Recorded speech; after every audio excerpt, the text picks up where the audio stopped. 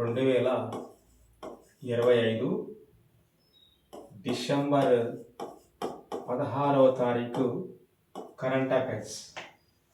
2025 December 16వ తారీఖు current అఫైర్స్లో భాగంగా SR online academy మీ సర్వీస్లో సార్. హైదరాబాదులోని భారత జాతీయ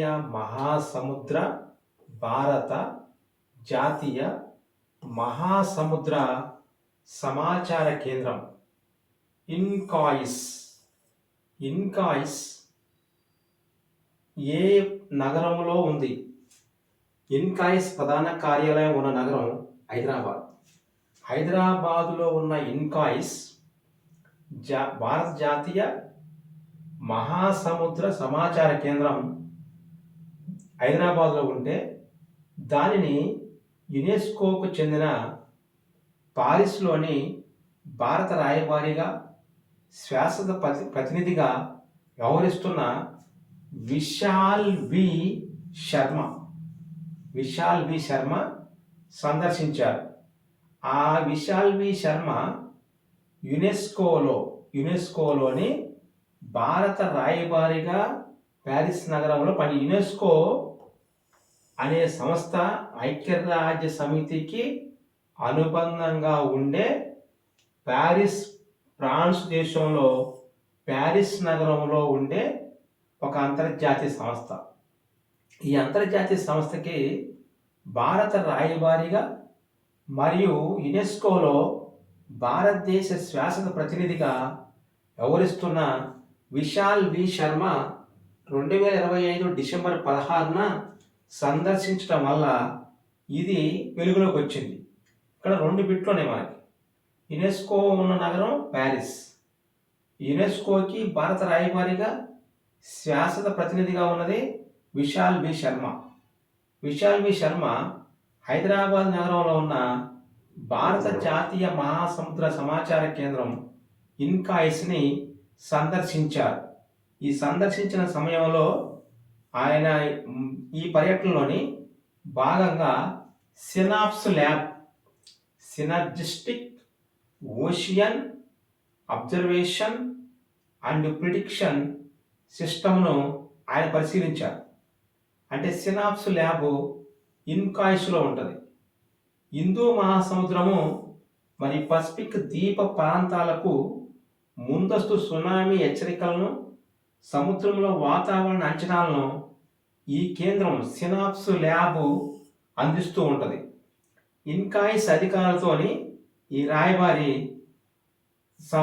కొన్ని మెళుకువల్ని ఇచ్చారు, కొన్ని తీసుకున్నారు. కాంపిటేటివ్ పరంగా మనకు కావాల్సినటువంటి ఎగ్జామ్స్ క్వశ్చన్స్: భారత్లో ముందస్తు సునామీ హెచ్చరికలు, సన్నద్ధతకు సంబంధించిన జాతీయ నోడల్ ఏజెన్సీ ఏది? దాన్నే ఇన్కాయిస్ అంటారు. ఇన్కాయిస్ అనేది భారత్లోని ముందస్తు సునామీ హెచ్చరికల్ని, సన్నద్ధతకు సంబంధించినటువంటి జాతీయ స్థాయిలో నోడల్ ఏజెన్సీగా పనిచేస్తుంది హైదరాబాద్ నగరంలో ఉన్న ఇన్కాయిస్. యునెస్కో అంతర ప్రభుత్వ ఓషనోగ్రాఫిక్ కమిషన్ IOC-కు అంతర్జాతీయ శిక్షణ కేంద్రంగా కూడా పనిచేసే సంస్థని ఇన్కాయిస్ అంటారు. ఇన్కాయిస్ అనేది భారతదేశంలో ముందస్తు సునామీ హెచ్చరికలను, సన్నద్ధతకు సంబంధించినటువంటి విషయాలకి జాతీయ నోడల్ ఏజెన్సీగా పనిచేస్తుంది. ఆ ఇన్కాయిస్ అనేది హైదరాబాద్ కేంద్రంగా యునెస్కో అంతర ప్రభుత్వ ఓషనోగ్రాఫిక్ కమిషన్ IOC-కు అంతర్జాతీయ శిక్షణ కేంద్రంగా పనిచేసే సంస్థ కూడా ఇది. 1960 సంవత్సరంలో ఏర్పాటైన IOC సముద్ర విజ్ఞాన శాస్త్రం పైన నిర్దేశిత ఆదేశాలని కలిగి ఉన్న ఏకైక UN సంస్థ. అంటే UN సంస్థల్లో, యునైటెడ్ నేషన్స్ సంస్థల్లో యునెస్కో అంతర ప్రభుత్వ ఓషనోగ్రాఫిక్ కమిషన్కు అంతర్జాతీయ శిక్షణ కేంద్రంగా పనిచేసే ఇన్కాయిస్ అటువంటి UN సంస్థకి సంబంధించినటువంటి IOC వచ్చి ఇక్కడ శిక్షణ తీసుకునేటువంటి ఏర్పాటు కలిగింది.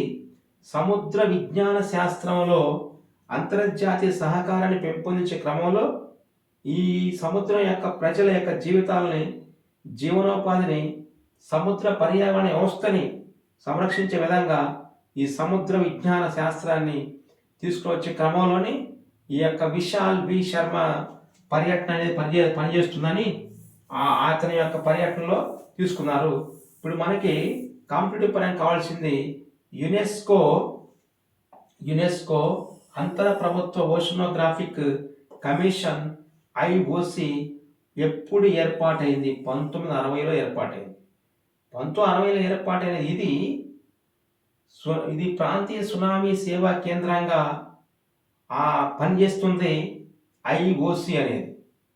నెక్స్ట్ ఈ ఐఓసి అనేది ప్రాంతీయ సునామీ సేవా కేంద్రంగా పనిచేస్తూ పాటుగా జాతీయ నోడల్ ఏజెన్సీగా పనిచేసే ఇన్కాయిస్ దగ్గరకి శిక్షణ కేంద్రంగా, అంతర్జాతీయ శిక్షణ కేంద్రంగా కూడా పనిచేస్తుంది. అంటే ఇది యునెస్కోకి ప్రాంతీయ సునామీ కేంద్రంగా పనిచేస్తే జాతీయ నోడల్ ఏజెన్సీగా మరియు ప్రాంతీయ సునామీ కేంద్రంగా మరియు అంతర్జాతీయ శిక్షణ కేంద్రంగా పనిచేసేదాన్ని ఇన్కాయిస్ అంటారు. ఇన్కాయిస్ అనేది ఇలా 3 విషయాల్లో ఇది పనిచేస్తూ ఉంటుంది.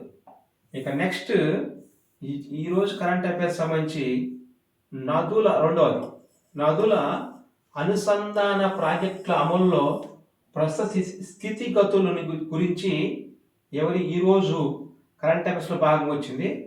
గోదావరి నుంచి, అంటే గోదావరి పోలవరం దగ్గర నుంచి కృష్ణా నది ప్రవహించే విజయవాడ అనుసంధాన ప్రాజెక్టుకు జాతీయ ప్రణాళిక 1980లోని ద్వీపకల్ప విభాగంలో అంతర్భాగం. అనంతరం ఈ ఇందిరా సాగర్ పోలవరం ప్రాజెక్టు కింద ఆంధ్రప్రదేశ్ రాష్ట్రం ఈ అనుసంధాన వ్యవస్థను స్వాయత్తం చేసుకుంది. యాక్చువల్గా ఇది గత 1980లోని ద్వీపకల్ప విభాగంలోని జాతీయ ప్రణాళిక ప్రాజెక్ట్ లేదా అనుసంధాన ప్రాజెక్ట్ జాతీయ ప్రణాళిక కింద ఇందిరాసాగర్ అనేది పోలవరం ప్రాజెక్టు కింద ఆంధ్రప్రదేశ్ ప్రభుత్వం అప్పుడే రిజిస్టర్ చేసుకుంది. ఆంధ్రప్రదేశ్ విభజన తర్వాత 2014 సంవత్సరంలో ఆంధ్రప్రదేశ్ పునర్వ్యవస్థీకరణ చట్టం కింద ప్రకటించిన ఈ పోలవరం అనేది సాగునీటి జాతీయ ప్రాజెక్టుల్లో భాగంగా ఈ ప్రాజెక్టును పోలవరం ప్రాజెక్టుకు అథారిటీ పరిధిలో తీసుకొచ్చింది. ఈ లింక్ కెనాల్లోని నీటి సరఫరా అప్పటి నుంచి మొదలైంది. 2014 సంవత్సరంలో ఆంధ్రప్రదేశ్ పునర్వ్యవస్థీకరణ చట్టం కింద ఈ పోలవరం అనే ప్రాజెక్టుని సాగునీటి జాతీయ ప్రాజెక్టుల్లో భాగంగా ఈ పోలవరం ప్రాజెక్టుని జాతీయ స్థాయి అథారిటీలకు తీసుకొచ్చామని ఆ యొక్క పునర్వ్యవస్థీకరణ చట్టంలో భాగంగా తీసుకొచ్చారు. ఇప్పుడు మనకి గోదావరి నది సంబంధించి పోలవరం దగ్గర నుంచి కృష్ణా నది విజయవాడకి జాతీయ ప్రణాళిక 1980లో భాగంగా నదులు అనుసంధానిస్తున్నారు. ఇంకా ఈ జాతీయ ప్రణాళిక విభాగం కింద 5 అనుసంధాన ప్రాజెక్టుల్ని ప్రాధాన్యంగా గుర్తించారు. ఒకటి కెన్ బెట్వా అనుసంధాన ప్రాజెక్టు కేబిఎల్బి. ఇది గతంలో ఎగ్జామ్లో వచ్చింది. ఏ యొక్క నదుల్ని అనుసంధానిస్తున్నారు? ఇది చోటా నాగపూర్ మాళవ పీఠభూమి ఆ ప్రాంతంలో ఉంటుంది. ఇది దక్కన్ పీఠభూమిలో భాగమే. దక్కన్ పీఠభూమికి ఉత్తర భాగంలో ఉంటుంది. కెన్ బెట్వా నదులు అనుసంధానం. నెక్స్ట్ సవరించిన పర్బతి కాళీసింధ్, పర్బతి నుంచి కాళీసింధ్ మరి చంబల్, దాన్ని పర్బతి పి, కాళీసింధ్ కే, మరి చంబల్ సి, అంటే పికేసి, పర్బతి కాళీసింధ్ చంబల్ నదులని అనుసంధానిస్తున్నారు. ఇక నెక్స్ట్ కావేరి మరియు గోదావరి నది. కావేరి మరియు గోదావరి, లేదా గోదావరి నుంచి కావేరి నదికి అనుసంధాన ప్రాజెక్టు ఉన్నది. దీనిలో 3 విభాగాలు ఉన్నాయి. ఈ 3 విభాగాల్లో గోదావరి నుంచి ఇచ్చంపల్లి అంటే గోదావరి నదికి ఇచ్చంపల్లి ప్రాంతంలో నుంచి కృష్ణా నదిలో ఉన్న నాగార్జున సాగర్కి లింక్ కలపటమే ఈ యొక్క గోదావరి కావేరి అనుసంధాన ప్రాజెక్టులో ఒక భాగం. నెక్స్ట్ కృష్ణా నది నాగార్జున సాగర్ నుంచి పెన్నా నది సోమశీల వరకు మరొక లింక్ కెనాల్ కలపడం, మరియు పెన్నా నది సోమశీల నుంచి కావేరి నది గ్రాండ్ ఆనకట్ట ఏ నది పైన ఉన్నది? కావేరి నది పైన. సోమశీల ఆనకట్ట పెన్నా నది పైన ఉంటుంది. నాగార్జున సాగర్ ఆనకట్ట కృష్ణా నది పైన ఉంటుంది. ఇచ్చంపల్లి ఆనకట్ట గోదావరి పైన ఉంటుంది. అలా గోదావరి నది పైన ఉన్న ఇచ్చంపల్లి నుంచి ఇలా కృష్ణా నది పైన ఉన్న ఆ నాగార్జున సాగర్కి, ఇది ఇచ్చంపల్లి, ఇది గోదావరి నది, ఇది కృష్ణా నది, ఇది నాగార్జున సాగర్. అక్కడ నుంచి ఈ పెన్నా నదికి వస్తుంది వాటర్. ఈ పెన్నా నదిలో ఉన్నదాన్ని సోమశీల అంటారు. ఈ సోమశీల నుంచి మరలా కావేరి నదికి, ఇది కావేరి నదిలోని గ్రాండ్ ఆనకట్ట. అట్ట గోదావరి నది నుంచి లింక్ కెనాల్స్ ఇలా ఇచ్చంపల్లి నుంచి నాగార్జున సాగర్, నాగార్జున సాగర్ నుంచి గ్రాండ్ సోమశీల నుంచి గ్రాండ్ ఆనకట్టకి వచ్చే క్రమంలో తీసుకొచ్చిన దాన్ని నదుల అనుసంధాన ప్రాజెక్టులో భాగంగా గోదావరి మరియు కావేరి నదుల అనుసంధానం అంటారు. అలా ఇప్పుడు ఇది ఈ కెన్నుబెట్టవ నదుల అనుసంధానంలో భాగంగా కొంత అంచనా వేశారు. అయితే మనకి కాంపిటేటివ్ పరంగా కావాల్సింది ఏ నదుల్ని అనుసంధానిస్తారు? కెన్బెట్టవ నదులని. ఈ కెన్బెట్టవ నదులను అనుసంధానించే క్రమంలోనే మిగతా మన భారతదేశంలో ఈ పర్బతి మరియు కాళీ సింధ్, చంబల్ నదుల్ని అనుసంధానిస్తారు. గోదావరి కావేరిని అనుసంధానిస్తారు. ఇచ్చంపల్లి నాగార్జున సాగర్ నుంచి సోమశీల నుంచి గ్రాండ్ ఆనకట్టకి అలా మన భారతదేశంలోనే నదులు అనుసంధానిస్తున్నారు.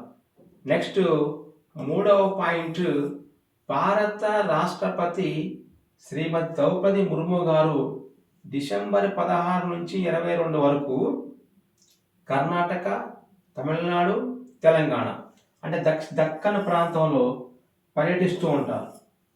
2025 డిసెంబర్ 16 నుంచి డిసెంబర్ 22 వరకు కర్ణాటక రాష్ట్రం నుంచి తమిళనాడు రాష్ట్రం నుంచి తెలంగాణ రాష్ట్రానికి పర్యటిస్తారని, అక్కడ ఈ కర్ణాటక రాష్ట్రంలోని మాండ్య జిల్లాలో మల్లవల్లిలోని ఆది జగద్గురువు శివరాత్రీశ్వర శివయోగి మహాస్వామి 1066వ జయంతి ఉత్సవాల్లో పాల్గొంటారు.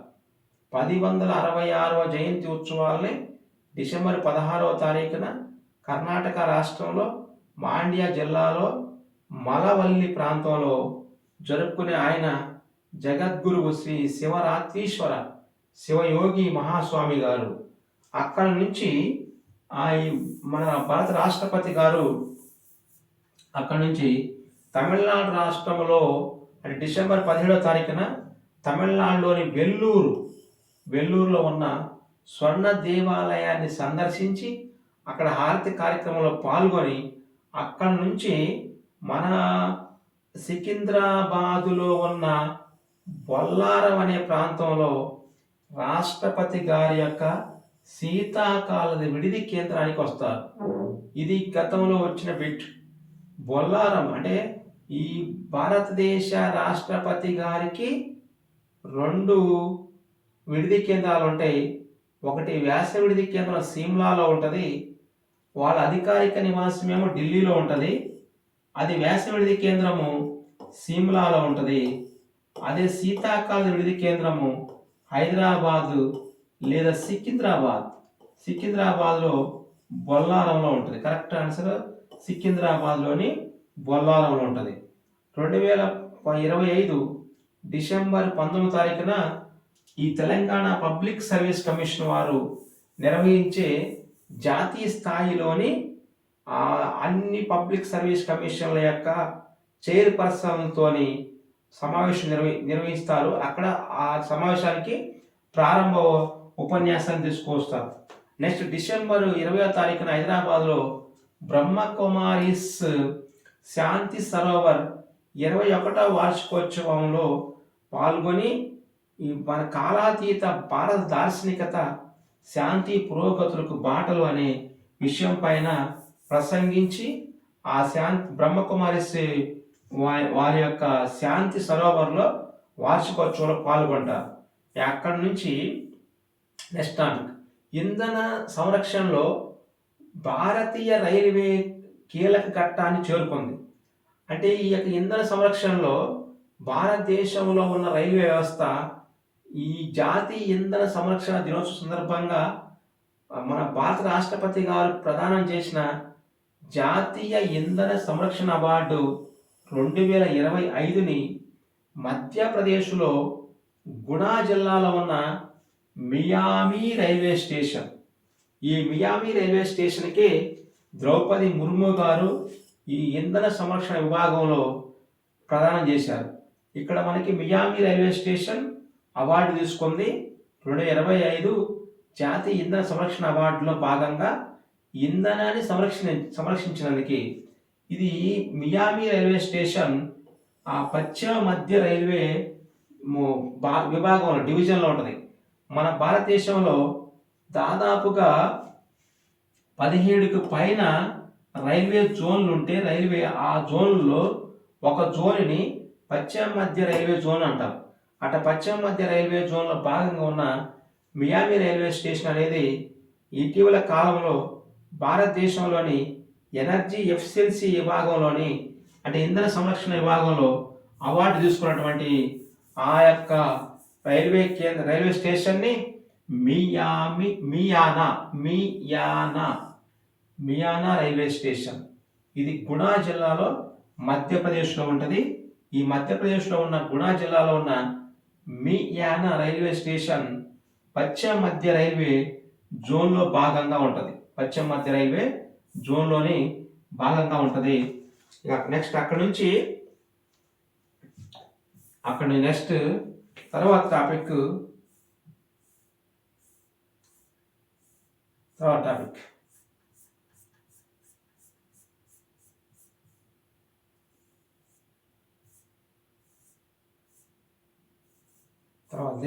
నెక్స్ట్ కేంద్ర విద్యాశాఖ మంత్రి ధర్మేంద్ర ప్రధాన్ గారు 2025 డిసెంబర్ 16వ తారీఖున లోక్సభలో ఒక బిల్లు ప్రవేశపెట్టారు. దాన్నే వికసిత్ భారత్ శిక్షా అధిష్టాన్ 2025 బిల్లు. వికసిత్ భారత్ శిక్షా అధిష్టాన్ 2025 బిల్లుని కేంద్ర విద్యాశాఖ మంత్రి గారు ధర్మేంద్ర ప్రధాన్ గారు ప్రవేశపెట్టారు. దీని యొక్క ఉద్దేశం ఏంటంటే మన సమర్థ ప్రభావశీల సమన్వయం ద్వారా ప్రతిభకు పదును పెట్టి ప్రమాణాలను నిర్దేశించేలా దేశంలో ఉన్నత విద్యా సంస్థలకి సాధికారత కల్పించాలనే లక్ష్యంతో తీసుకొచ్చిన బిల్లునే వికసిత భారత శిక్షా అధిష్టాన్ 2025 బిల్లు అంటారు. అంటే వికసిత భారత్ శిక్షా అధిష్టాన్ 2025 బిల్లుకి లక్ష్యం ఏంటంటే సమర్థ ప్రభావశీల సమన్వయం ద్వారా ప్రతిభకు పదును పెట్టి ప్రమాణాలను నిర్దేశించేలా దేశంలో ఉన్నత విద్యా సంస్థల యొక్క సాధికారతను కల్పించాలనే ఉద్దేశంతో తీసుకొచ్చినటువంటి బిల్లునే వికసిత్ భారత్ శిక్షా అధిష్టాన్ బిల్లు అంటారు. ఇక దేశవ్యాప్త విస్తృత సంప్రదింపుల ప్రాతిపాదికన జాతీయ విద్యా విధానం దాని NEP 2020 రూపొందింది. ఈ 2020 జాతీయ విద్యా విధానం 2020 రూపొందినటువంటి విధానం ప్రకారం ఉన్నత విద్యా నియంత్రణ వ్యవస్థలోని సమూల మార్పులను తీసుకురావాలని ఇందులో 18వ అధ్యాయం ఈ జాతీయ విద్యా విధానం 2020లో 18వ అధ్యాయం ఉన్నత విద్యా నియంత్రణ వ్యవస్థలోని సమూల మార్పులను తీసుకురావాలని నిర్దేశించింది. దాని ప్రకారం ఇస్రో పూర్వ చైర్మన్ క్రీస్తు శేషులు డాక్టర్ కె కస్తూరి రంగన్ గారు జాతీయ విద్యా విధాన రూపకల్పన కమిటీకి చైర్మన్గా వ్యవహరించి ఆయన దార్శనికత నాయకత్వాన విద్యా స్వయం ప్రతిపత్తి బహుళ కోర్సుల్లోని విద్యా పరిశోధన నైపుణ్యం మరి భారతీయ విలువల్లోని ప్రాథమిక ప్రపంచ పోటీతత్వాన్ని స్పష్టం చేసే సమగ్ర భవిష్యత్తు ఆధారిత దృక్కోణంతో తీసుకొచ్చినటువంటి బిల్లు అని ఆ కేంద్ర విద్యాశాఖ మంత్రి గారు ధర్మేంద్ర ప్రధాన్ గారు ఆయన ఈ కస్తూరి రంగన్ గారి దార్శనికత అనుగుణంగా ఈ బిల్లు రూపొందించినవని, ఈ బిల్లుని 2025 డిసెంబర్ 12వ తారీఖున కేంద్ర క్యాబినెట్ వికసిత్ భారత్ శిక్షా అధిష్టాన్ బిల్లు 2025ని పార్లమెంట్లో ప్రవేశపెట్టే కంటే ముందే ప్రతిపాదించి ఆమోదించిందని వాళ్ళు వివరించారు. నెక్స్ట్ అలాగనే రాజ్యాంగంలోని 7వ షెడ్యూల్లో యూనియన్ జాబితాలో అంటే ఉమ్మడి జాబితాలోని ఎంట్రీ 66 నిబంధనల ప్రకారం ఈ బిల్లును ప్రవేశపెట్టారు. ఈ బిల్లును ప్రవేశపెట్టింది రాజ్యాంగంలోని 7వ షెడ్యూల్లో గల యూనియన్ జాబితాలోని ఎంట్రీ 66 నిబంధనల ప్రకారం ఈ బిల్లును ప్రవేశపెట్టారు. ఇది ఉన్నత విద్య లేదా పరిశోధన శాస్త్ర సాంకేతిక ఉన్నత విద్యా సంస్థల్లో మరి సమన్వయం ఉన్నత ప్రమాణాలను నిర్దేశిస్తుంది. ఈ బిల్లు 7వ షెడ్యూల్లో గల యూనియన్ జాబితాలోని ఎంట్రీ 66 ప్రకారం దీన్ని ప్రవేశపెట్టారు. ఈ యొక్క 66 నిబంధన ఉన్నత విద్య లేదా పరిశోధన శాస్త్ర సాంకేతిక ఉన్నత విద్యా సంస్థల సమన్వయం ఉన్నత ప్రమాణాలను నిర్దేశించే విధానంలో తీసుకొచ్చింది దీన్ని. నెక్స్ట్ దీంతో పాటుగా వికసిత భారత్ శిక్షా అధిష్టాన్ను అత్యున్నత సంస్థగా ప్రతిపాదిస్తూ ఇందులో ప్రమాణాలు నియంత్రణ గుర్తింపు నిమిత్తం 3 మండలాలు ఉంటాయని ఈ బిల్లు పేర్కొంటుంది. అంటే ప్రమాణాలకు ఒక మండలి, నియంత్రణకు ఒక మండలి, గుర్తింపుకు ఒక మండలి. ఈ మేరకు వికసిత్ భారత్ శిక్షా వినియోగమాన్ పరిషత్ అంటే ఒకటి వికసిత్ భారత్ శిక్ష వినియోగమాన్ పరిషత్ నియంత్రణ మండలిగా ఉంటుంది. వికసిత్ భారత్ శిక్ష గుణవత్త పరిషత్ ఇది గుర్తింపు మండలిగా ఉంటుంది. వికసిత్ భారత్ శిక్ష మానక్ పరిషత్ అంటే ప్రమాణాలకి మానక్ పరిషత్, గుర్తింపుకేమో గుణవత్త పరిషత్ మరియు నియంత్రణకి వినియోగమాన్ పరిషత్తు. ఇలా 3 పరిషత్తుల్ని తీసుకురావాలనే ఉద్దేశంతో ఈ బిల్లుని తీసుకొచ్చారు. ఇక్కడ మరోవైపు యూనివర్సిటీ గ్రాంట్ కమిషన్ యూజీసీ 1956 మరియు all India council for technical education act 1987 దాన్ని ఏఐసిటిఈ అంటాం. Next national council for teacher education act 1993 దాన్నే ఎన్సిఈటి యాక్ట్ అంటాం. వీటికి రద్దు కూడా ఈ బిల్లు ప్రతిపాదించారు. అంటే రాబోయే కాలంలో 3 కొత్త బిల్లులు వస్తాయి, కొత్త మండలాలు వస్తాయి. కొత్త 3 వచ్చే క్రమంలో ఒక 3 యూజీసీ అనే సంస్థ, ఏఐటిసి అనే సంస్థ మరియు ఎన్సిఈటి అనే సంస్థ ఈ 3టిని రద్దు చేస్తామనే క్రమంలోని ఆ యొక్క బిల్లు రూపొందించారు. ఈ బిల్లు వచ్చినప్పుడు 3 కొత్త సంస్థలు వస్తాయి, 3 ఏమో పాత సంస్థలు మరి ప్రతిపాదనలోని వెళ్ళిపోతాయి. అయితే దీని ప్రకారం వికసిత శిక్షా అధిష్టాన్కు ఈ ఎన్ఈపి నేషనల్ ఎడ్యుకేషన్ పాలసీ 2020 నిర్దేశించిన మేరకు కౌన్సిల్ ఆఫ్ ఆర్కిటెక్చర్ ఒక ప్రొఫెషనల్ స్టాండర్డ్ సెట్టింగ్ బాడీగా పనిచేస్తుందని జాతీయ ప్రాధాన్యం గల సంస్థలకు గల ప్రస్తుత స్వయం ప్రతిపత్తి స్థాయిని ఈ యొక్క బిల్లు నిర్దేశిస్తుందని చెప్పింది. ఈ యొక్క బిల్లు విషయంలో ఈ జాతీయ విద్యా విధానం 2020 ప్రకారమే మేము నడుచుకుంటాం అనేది ఆ యొక్క బిల్లులో ఉద్దేశం. నెక్స్ట్, జోర్డాన్ రాజు అబ్దుల్లా II గారితో మన భారత ప్రధానమంత్రి గారు అక్కడ ఆల్ హుస్సేనియా ప్యాలెస్కు చేరుకొని ఆ యొక్క అబ్దుల్లా II రాజు గారి యొక్క లాంఛనప్రాయ స్వాగతాన్ని స్వీకరించారు. ఆ స్వీకరించే క్రమంలోనే ఈ జోర్డాన్కి మరియు భారతదేశానికి మధ్య దౌత్య సంబంధాలు 75 సంవత్సరాలు నిండిన పూర్తయిన సందర్భంగా ఈ ఇద్దరు నేతలు కలుసుకున్నారు.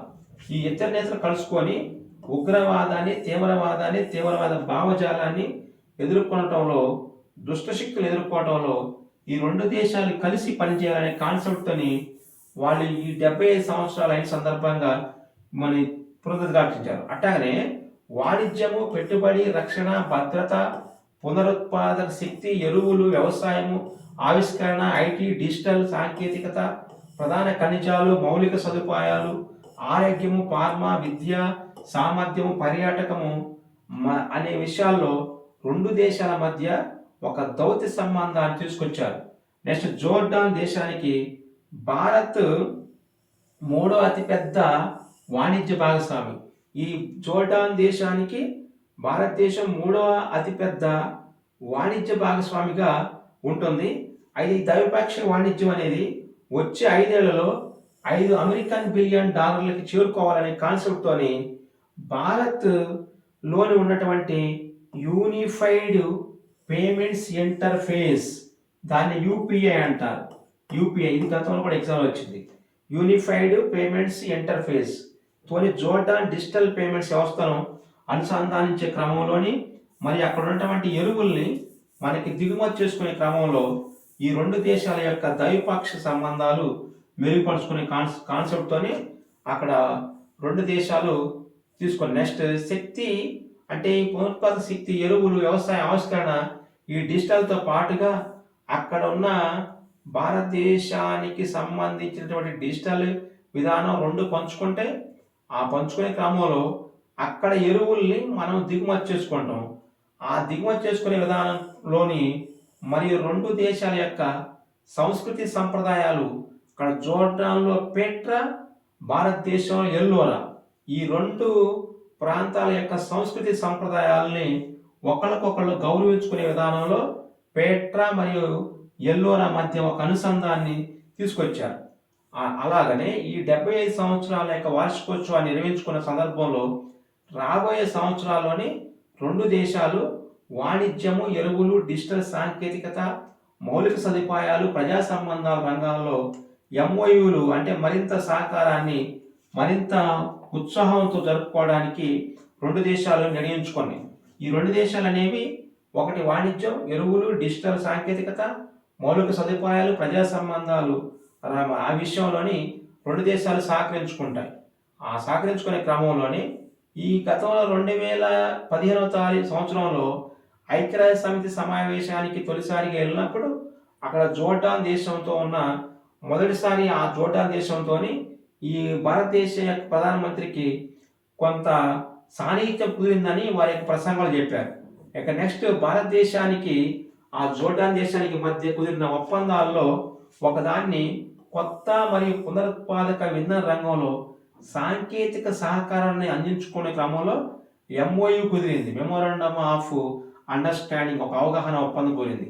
నెక్స్ట్, నీటి వనరుల నిర్వహణ, అభివృద్ధి రంగంలో రెండు దేశాలకు సహకరించుకోవడానికి మెమోరాండమ్ ఆఫ్ అండర్స్టాండింగ్ కుదిరింది. నెక్స్ట్, అక్కడ జోర్డాన్లో ఉన్న పెట్రా, భారతదేశంలో ఉన్న ఎల్లోరా, ఈ రెండు ప్రాంతాల మధ్య సహకారానికి భాగస్వామ్యానికి సంబంధించిన ఒప్పందం కుదిరింది. అంటే జోర్డాన్లో ఏ ప్రాంతం, భారతదేశంలో ఏ ప్రాంతంతో సహకార భాగస్వామ్యానికి సంబంధించిన ఒప్పందం కుదిరింది అంటాడో. నెక్స్ట్, 2025-29 సంవత్సరాల మధ్య కాలానికి వర్తించినట్లు ఈ సాంస్కృతిక మార్పిడి అనేది రెండు దేశాల మధ్య జరిగేది, ఆ సాంస్కృతిక పునరుద్ధరణ. నెక్స్ట్, 5వది డిజిటల్ మార్పులను తీసుకురావాలనే లక్ష్యంతో జనాభా స్థాయిలో అమలు చేసినటువంటి డిజిటల్ సేవల్ని రెండు దేశాలు ఒకరికొకరు సహకరించుకుని ఒక డిజిటల్ సేవ, సాంస్కృతిక సంబంధాలు మరియు ఒక 4 సంవత్సరాలు పెంచారు.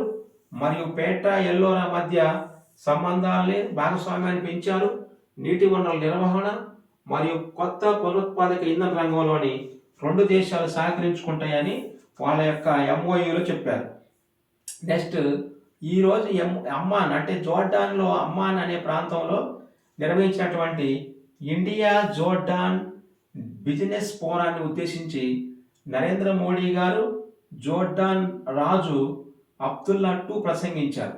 ఈ ప్రసంగించే క్రమంలో అక్కడ యువరాజు హుస్సేన్ మరి అక్కడ ఉన్నటువంటి ఆ సిబ్బంది, మన భారతదేశ సిబ్బంది మొత్తం కలిసి దక్షిణాసియా పశ్చిమాసియా పరిధిని దాటి విస్తరించే క్రమంలోని ఆర్థిక కారిడార్ను తయారు చేయాలనే ఉద్దేశంతో తీసుకొచ్చారు. అంటే దక్షిణాసియాకి మరి పశ్చిమాసియా యొక్క కారిడార్ను దాటి తీసుకురావాలి మన వాణిజ్యాన్ని అని రెండు దేశాలు నిర్ణయించుకున్నాయి. అది వచ్చే 5 ఏళ్లలోనే జోర్డాన్తో ద్వైపాక్షిక వాణిజ్యాన్ని $5 బిలియన్ అమెరికన్ డాలర్కి చేర్చాలని మన భారత ప్రధానమంత్రి గారు పునరుద్ఘాటించే క్రమంలో ప్రపంచంలోని 3వ అతిపెద్ద ఆర్థిక వ్యవస్థగా భారతదేశం ప్రయాణిస్తుంది. భారతదేశంలోని 1.4 బిలియన్ వినియోగదారులు ఉన్నారు.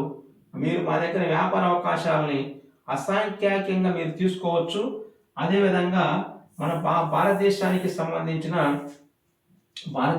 సంబంధించిన ఈ అందించే క్రమంలోని అక్కడ ఏ లోటు భారతదేశంలో లేకుండా జోర్డాన్లో ఉన్నటువంటి ఎరువులకి స్థిరమైనటువంటి వ్యాపార అవకాశాలు భారతదేశంలో ఉన్నాయి కాబట్టి మీరు ఆ ఎరువుల యొక్క పెట్టుబడుల్ని మా దేశానికి తీసుకోవచ్చు అనే క్రమాన్ని తీసుకొచ్చినటువంటి ఆ వ్యక్తి భారత ప్రధానమంత్రి.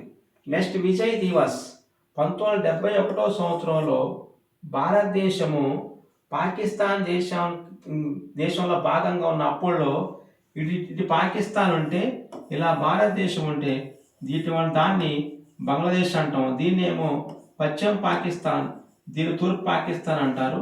ఇలా తూర్పు పాకిస్తాన్ని పశ్చిమ పాకిస్తాన్ చెర నుంచి విడిపించడానికి భారతదేశం 1977 సంవత్సరంలోని ధైర్యం త్యాగంతో కూడినటువంటి ఒక చారిత్రక విజయాన్ని తీసుకొచ్చిందని మన భారత ప్రధానమంత్రి నరేంద్ర మోడీ గారు ఈ యొక్క విజయ్ దివస్ సందర్భంగా ఈ 2025 సంవత్సరము డిసెంబర్ నెల 16వ తారీఖున ప్రతి సంవత్సరం జరుపుకుంటారు.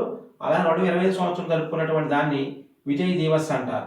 అట 1971లోని బంగ్లా విముక్తి సందర్భంగా భారతదేశము జరుపుకున్నటువంటి ఒక ముఖ్యమైనటువంటి విజయ దివోత్సవాన్ని విజయ్ దివస్ అంటారు. ఇక విజయ్ దివస్ సందర్భంగా భారత ప్రధానమంత్రి మరియు భారతదేశం యొక్క రాష్ట్రపతి గారు కూడా దీని మీద స్పందించారు. ఈరోజు డిసెంబర్ 16వ తారీఖు 2025 విజయ్ దివస్ సందర్భంగా భారత రాష్ట్రపతి భవన్లోని పరమ్వీర్ గ్యాలరీని ముర్ము గారు ప్రారంభించారు. అయితే 21 మంది పరమ్వీర్ చక్ర పురస్కారాలని గ్రహించినటువంటి గ్రహీతల యొక్క చిత్రాలను ఈ గ్యాలరీలో ప్రదర్శించారు. జాతీయ వీరులను గుర్తించి దేశ రక్షణలో వారు చూపించిన అజేయ స్ఫూర్తిని తెలియజేయడం అనేది ఈ గ్యాలరీ యొక్క ఉద్దేశం అనేది తీసుకొచ్చారు. అయితే ఇక్కడ ఈ గ్యాలరీ అనేది ప్రస్తుతము పరమవీర్ గ్యాలరీ ప్రాంతంలోని పూర్వ బ్రిటిష్ రాజప్రతినిధికి సంబంధించినటువంటి విషయాలు ఉండేవి.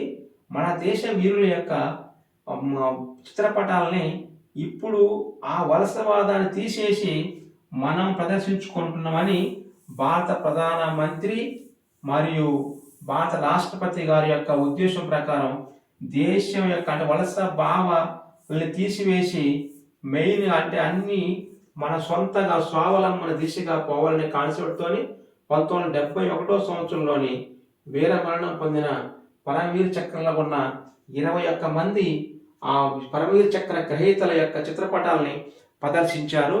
ఓకే, ఈ థ్యాంక్ యూ. ఇదే విధంగా ప్రతిరోజు ఉంటాయి ఈ ఆన్లైన్ క్లాసెస్, ఫ్రీగా మీరు వినొచ్చు. ఇది అధికారిక వెబ్సైట్ నుంచి తీసుకున్నటువంటి ఇంపార్టెంట్ టాపిక్స్ ప్రతిరోజు ఇలా 10 నుంచి 20 టాపిక్లు వస్తూ ఉంటాయి. వీటిని డైలీ ఫాలో కాండి. అదేవిధంగా ఎస్ఆర్ ఆన్లైన్ అకాడమీ యాప్ని డౌన్లోడ్ చేసుకొని షేర్ చేసి లైక్ చేసి ఎక్కువ మొత్తంలోని యాప్ని డౌన్లోడ్ చేసుకోవాలని కోరుతున్నాం. Thank you.